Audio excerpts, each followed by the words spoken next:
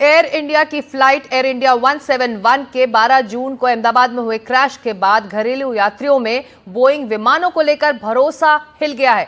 देश में घरेलू एयरलाइनों में टिकट रद्द करने की दर 15 से 20% तक बढ़ गई है। एक और यात्री बोइंग उड़ानों को टाल रहे हैं तो दूसरी तरफ एयर ट्रैवल से ही दूरी बना रहे हैं, जबकि कुछ ग्राहक अब एयरलाइन बुकिंग पर विमान मॉडल को जानने की मांग भी कर रहे हैं। सुजाता द्विवेदी की यह खास रिपोर्ट। नम्रता दानी को बेटे ध्रुवीन को मुंबई से चेन्नई भेजना था। टिकट एयर इंडिया का था, लेकिन हाल ही की घटनाओं से डरी मां ने आखिरी पल में इंडिगो का टिकट ले लिया। ये सिर्फ एक मां का नहीं, आज हर मुसाफिर का डर बन चुका है। परसों ही मेरा बेटा गया चेन्नई, तो बोला कि एयर इंडिया की फ्लाइट में मत जाओ। हम पहला क्वेश्चन किया कि भाई एयर इंडिया की मतलब दूसरी फ्लाइट तुम चूज करो, क्योंकि इसमें कुछ ना कुछ प्रॉब्लम रहेगा, कोई जानने वाला नहीं है, सुरक्षित नहीं है। शीतल त्रिपाठी ने कभी नहीं सोचा था कि उड़ान से पहले जहाज का नाम देखना जरूरी होगा। पहले सिर्फ टाइम देखा करती थी, अब हर डिटेल पढ़ती हैं कि बोइंग है या एयरबस। हालिया हादसे ने उड़ान से पहले उनके भरोसे को हिला दिया है। ऑनेस्टली डर तो लगता है, एक एंजाइटी है। ठीक है, आप उड़ने के लिए अपने आप को रोक नहीं पाएंगे, क्योंकि आप काम करते हो, आपको जाना ही पड़ेगा। रेलवेज की हालत ऐसी है कि आपको बुकिंग्स मिलती नहीं है, एंड टाइम को बचाने के लिए आदमी इसी का सहारा था। ठीक है, ये मॉडर्न टाइम्स के लिए हमारे लिए बहुत इम्पोर्टेंट हो गया है कि आपको फ्लाई करना ही पड़ेगा। लेकिन अब डेस्टिनेशन से ज़्यादा डर इस बात का है अपनी सेफ्टी का, कि मैं पहुंचूंगी कि नहीं। इसके बहुत सारे पैरामीटर्स हैं। हम पर्टिकुलरली मैं बताऊं, इसके पहले मैंने कभी भी टिकट बुक करते ये नहीं देखा था कि ये बोइंग है या एयरबस है। अब ये इम्पैक्ट इतना है कि आप अब देखने लगे हो कि भाई बोइंग में ऐसा हो रहा है। जो कोई भी एयरलाइंस होगी, इस तरह से जो प्रॉब्लम रहेगा टेक्निकल और इतनी जाने जाएगी, तो ऑब्वियसली कोई ना कोई घबराएगा। अभी मैं ही प्लानिंग कर रहा हूँ अक्टूबर में जाने के लिए मेरी बेटी के पास, तो सोच रहा हूँ क्या किधर इसमें जाऊँ, उसमें जाऊँ कि नहीं जाऊँ। फ्लाइट क्रैश के बाद ट्रैवल एजेंट्स के दफ्तरों में हलचल बढ़ गई है। कंप्यूटर स्क्रीन पर बुकिंग्स की फेरबदल, ग्राहक अपने प्लान बदलते नजर आ रहे हैं। मेक माई ट्रिप के साथ काम करने वाले क्वालिटी ट्रैवल्स बताते हैं कि हादसे के बाद कैंसिलेशन का असर दिख रहा है। कैंसिलेशन तो डेफिनेटली हो रहा है, और प्रोएक्टिवली इसको दोनों साइड पे, चाहे कंज्यूमर्स हो या as a brand Air India हो, इन्होंने भी कुछ बड़े फ्लाइट्स को अपने कैंसिल किया है, उसमें रिफंड इनिशिएट करने का उन्होंने प्रोग्रेस किया है। कस्टमर्स भी कुछ इसमें अपनी फ़्लाइट्स को, जो कि स्पेसिफाइड जो बड़े फ्लीट्स है या लॉन्गर ड्यूरेशन जो चलते हैं, उनको कस्टमर्स को लेके थोड़ा सा ऐसा डिसबिलीव हुआ है कि इनिशियली थोड़ा सा उसको स्टॉप लेते हैं, व्हेन थिंग्स आर सेटल थोड़ा सा उसको उसके बाद कंटिन्यू करेंगे। तो उस केस को लेकर के कुछ कैंसिलेशंस हमें कस्टमर्स भी दे रहे हैं, कुछ कैंसिलेशन एयर इंडिया ने भी किया है। AI 171 हादसे के बाद हमने ट्रैवल कंपनी से जब बात करनी चाहिए तो उनका कहना है कि इंटरनेशनल बुकिंग्स में 30 से 35% तक गिरावट दर्ज की गई है। 6 दिनों में एयर इंडिया की 20 से 25% उड़ानें यात्रियों ने रद्द की या टाली हैं। अंतिम समय पर फ्लाइट रद्द होने से ट्रैवल पैकेज महंगे और अनिश्चित हो गए हैं। अमेरिका, यूरोप और ऑस्ट्रेलिया की बुकिंग में तेज गिरावट देखी गई है।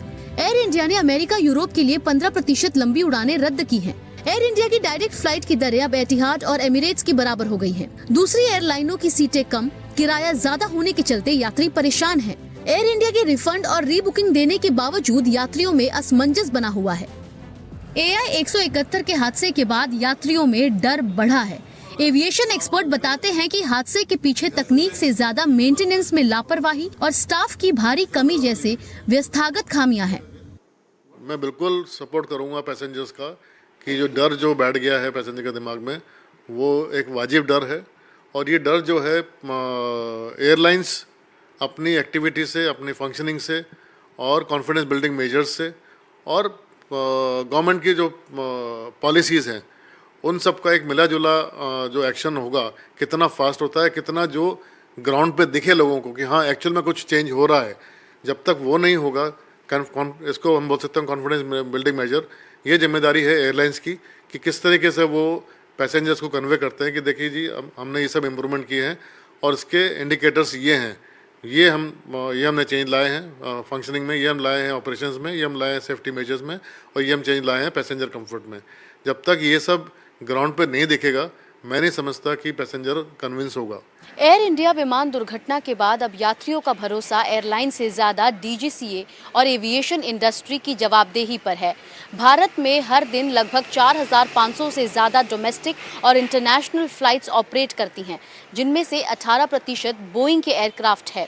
हादसे के बाद लगभग 700 से ज्यादा के मॉड्यूल्स पर अब निगरानी बढ़ा दी गई है। देखना होगा कि आखिर कब इन एयरलाइन और रेगुलेटर्स द्वारा यात्रियों को सुरक्षा की गारंटी दी जाती है और ना कि किस्मत के भरोसे वाली उड़ान। मुंबई से कैमरा पर्सन प्रतीक जाधव के साथ सुजाता द्विवेदी, एनडीटीवी इंडिया के लिए। तो अहमदाबाद हादसे के बाद बड़ी तादाद में विदेश जाने वाले फ्लाइट्स कैंसिल करवा रहे हैं। हमारे सहयोगी हिमांशु शेखर ने टेलीपोर्टर्स ट्रैवल सॉल्यूशन के मैनेजिंग पार्टनर गुरमिंदर बावा से इसी मसले पर बात की है। हमने वो दर्दनाक हादसा देखा, उसके बाद बहुत सारी फ़्लाइट्स कैंसिल हुई हैं, एयर इंडिया की, दूसरी एयरलाइंस की भी। उसकी वजह से जो बुकिंग्स थी, विशेषकर विदेश जाने वाली, वो कितना प्रभावित हुई? सर, सबसे पहले जो ये हादसा हुआ है, ये इतना दर्दनाक हादसा है कि जिसने भी इसको देखा है उसका एकदम टोटली वो चेंज हो चुका है कि उसका ट्रैवल जो थॉट प्रोसेस था वही चेंज हो चुका है पूरा का पूरा। मैक्सिमम फ़्लाइट हमारी जो हैं इसमें रीशेड्यूल हो रही हैं या पोस्टपोन हो रही हैं बिकॉज चेक्स फ़्लाइट्स के अंदर इंक्रीज़ हो गए हैं। पहले जितने चेक्स होते थे उनको एक्स्ट्रा केयरफुली किया जा रहा है। इस रीज़न से फ़्लाइट हमारी या तो कुछ फ़्लाइट कैंसिल हो रही हैं, कुछ पोस्टपोन हो रही हैं। The major reason is to check the flight as per our knowledge. तो इसकी वजह से बुकिंग्स जो लोगों ने पहले बुकिंग कराई हुई थी टूरिज़्म के लिए या इसेंशियल ट्रैवल के लिए, वो भी उन्होंने रोका है? सर देखिए, जिसका नेसेसिटी ट्रैवल है वो तो कर रहा है, और उसके बाद जो पोस्टपोन कर सकते हैं अपनी जर्नीज़ को, जिनका इतना इम्पोर्टेंट काम नहीं है, वो पोस्टपोन कर रहे हैं उसको, जर्नी को, तब वो वेट कर रहे हैं ताकि एक बार फिर से चीज़ें नॉर्मलाइज हो जाएं। क्योंकि आजकल गवर्नमेंट की तरफ से भी काफ़ी चेक्स आ गए हैं फ़्लाइट्स के अंदर, जो पहले भी करते थे वो लोग, अब उसको एक्स्ट्रा केयरफुली कर रहे हैं। Even for the minor fault they are postponing और like extra postponing the flight timing and all, because they have to check the flights. उनको उस चक्कर में काफ़ी फ़्लाइट्स को डिले भी हो रही हैं उनके डिपार्चर्स के लिए। तो ओवरऑल जो बुकिंग्स थी उस पर कितना ज़्यादा असर पड़ा? करीब 1 हफ्ता हो चुका है विमान हादसे का। कितना ज़्यादा असर हुआ है बुकिंग्स पे आपका, विशेषकर विदेश जाने के लिए जो लोगों ने? सर देखिए, जो विदेश जाने के लिए हैं लोगों ने अपने ट्रैवल प्लान को पोस्टपोन कर लिया है।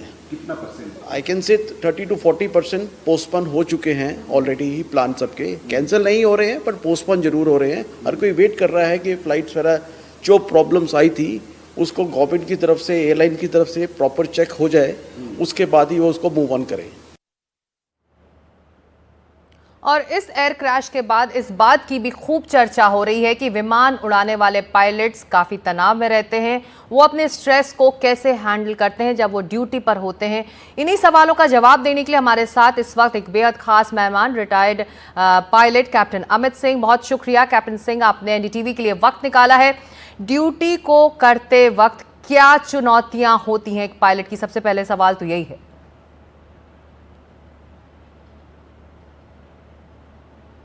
एयरलाइन फ्लाइंग या ड्रीम लाइनर का जो पायलट है उसके ऊपर जो मानसिक दबाव है वो उस प्रोफेशन की वजह से है, जो काम है।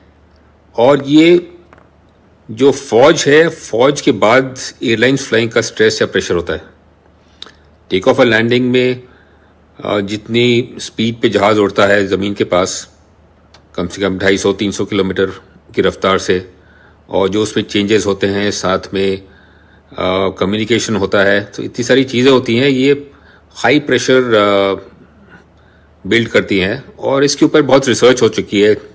जो पल्स रेट है, ब्लड प्रेशर है, अप्रोच में और टेक ऑफ के टाइम मतलब जनरली लोगों से हाई होता है जो बाकी प्रोफेशंस हैं।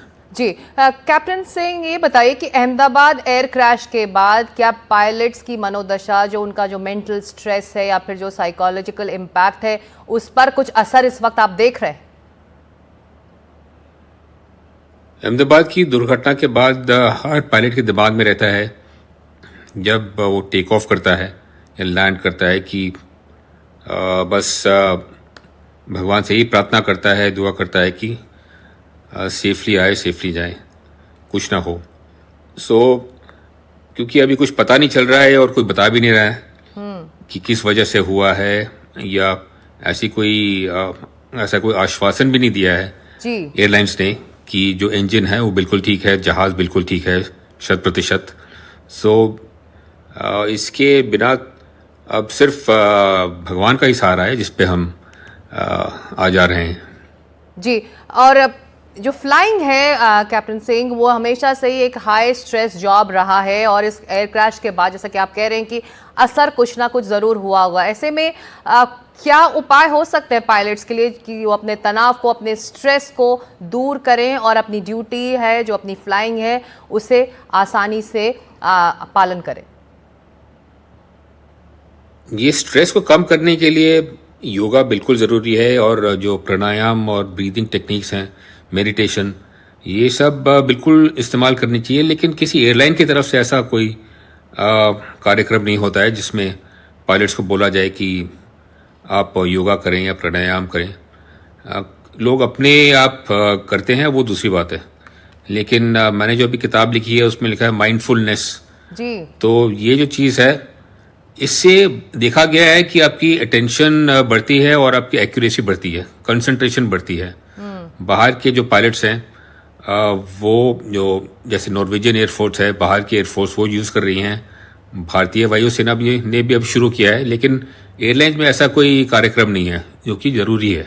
बिल्कुल। बहुत शुक्रिया हमसे बात करने के लिए। हम बात कर रहे थे retired pilot captain Amit Singh से, जिन्होंने बताया कि उपाय कई हैं। साइकोलॉजिकल स्ट्रेस और इम्पैक्ट रहा है इस एयर क्रैश का पायलट्स पर, लेकिन अब आगे बढ़कर देखना होगा और पैसेंजर्स को भी भरोसा जताना होगा एक बार फिर एयरलाइंस पर और विमानों पर और इसके चालक दल पर। विमानों पर एयर इंडिया ने बड़ा फैसला लिया है। अंतर्राष्ट्रीय सेवाओं वाले विमान में 15% की कटौती की जाएगी। अहमदाबाद में एयर इंडिया के विमान A171 के हादसे का शिकार होने के बाद एयरलाइन कंपनी ने यह फैसला लिया है। एयर इंडिया ने सुरक्षा को प्राथमिकता देने का फैसला किया है, जिसके तहत एयर इंडिया इंटरनेशनल फ्लाइट में कटौती की जाएगी। 20 जून से जुलाई मध्य तक इंटरनेशनल उड़ानों में 15% की कटौती होगी।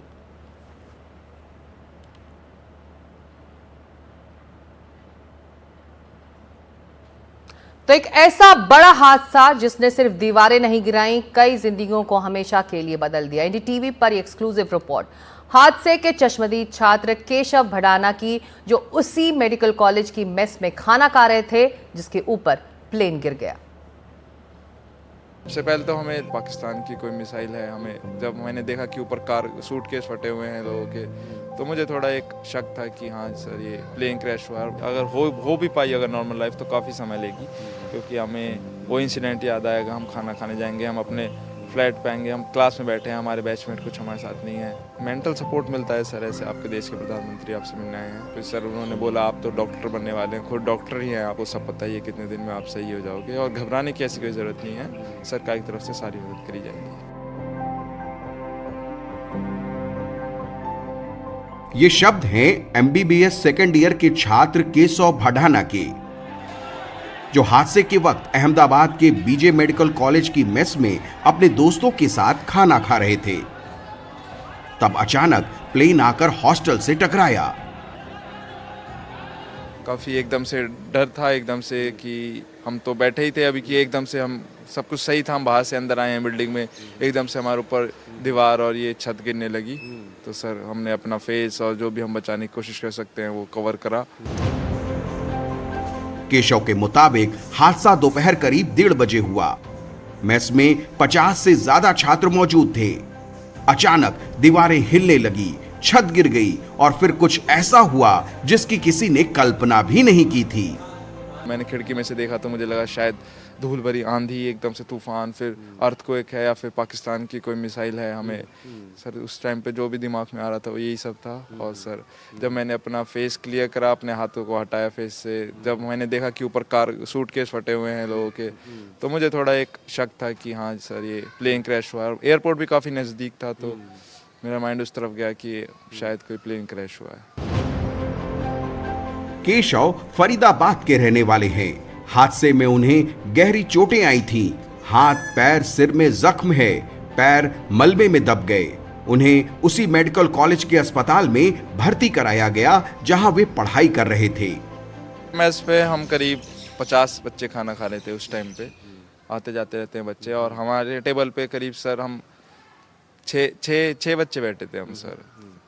और सर उस टाइम जैसे ही गिरा तो जो बच्चे सही थे उनने सबसे पहले अपना एग्जिट की तरफ रास्ता लिया, और जिनको चोट थी उनने बचाओ, जो दबे हुए थे उनकी चीख पुकार, और सर जो एक धूल से अंधेरा भी वहाँ पे छा गया था सर।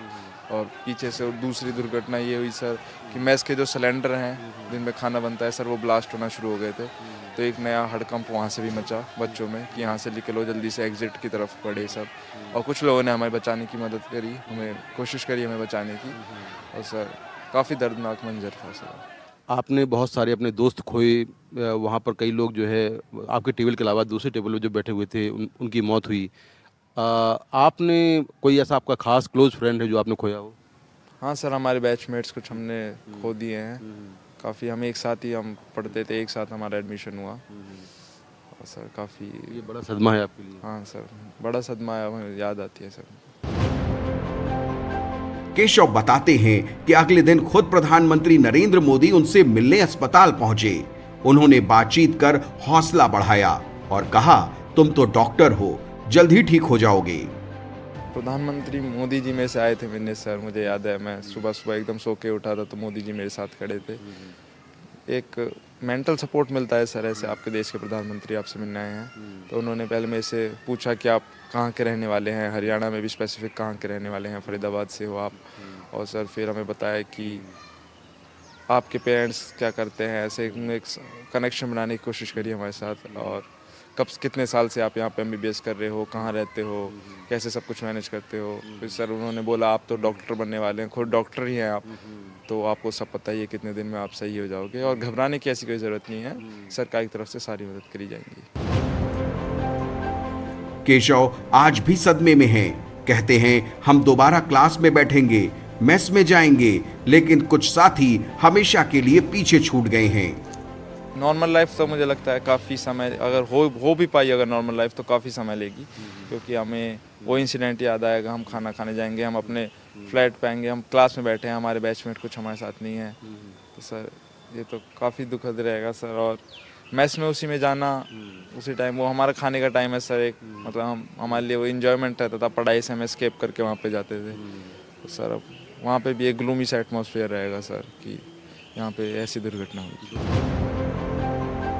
केशव के लिए हादसे के वक्त बाहर निकलना मुश्किल नहीं था, जितना इस भयानक हादसे की यादों से बाहर आना होगा।